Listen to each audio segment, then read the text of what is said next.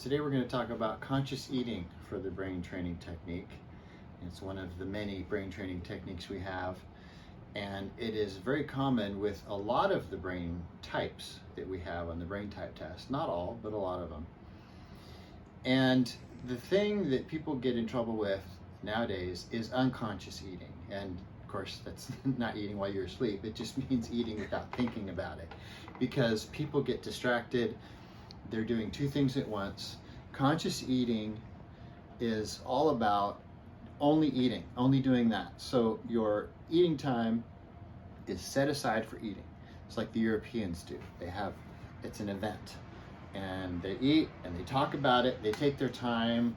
They talk with each other about the food. They talk with each other about the taste and the sensations and the smell and the mouthfeel and all those kinds of things, and they really enjoy it.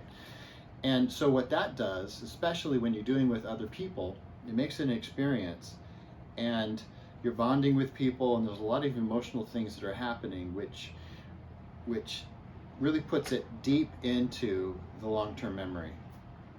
And so you remember what you ate. And the reason that's important is because you actually feel fuller.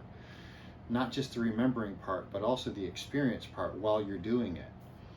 And when we're doing the opposite, like we do here in the US, we are literally not thinking about what we're doing because we're doing something else. We're eating while we're on the computer, we're eating while we're watching TV, we're eating while we're on our phones, or just doing something else.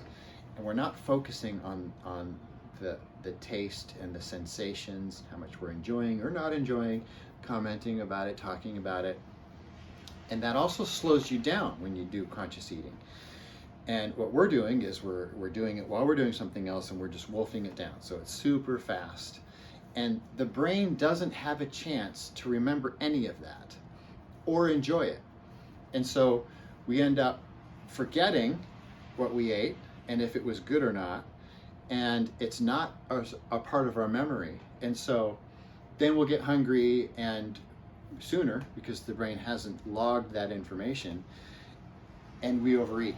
So not only in the session of eating, we're overeating because we're unconscious eating, but also over the course of the day because of the memory issue, we're overeating and we're eating more food. And that's why America is the largest country in the world, not just in land mass, of course, or in population, but our people are the largest. We're number one now. And that's one of the reasons, and it's one of the big reasons. So if we can just slow down, focus, do like the Europeans do, enjoy the food, and commit it to memory, then that makes a big difference. And that's just the tip of the iceberg. And I had to break up this brain training technique into two separate videos, part 1 and part 2, because there's so much to it. But at least that's a good overview and enough information for you to actually go do it yourself and to be more conscious about your eating.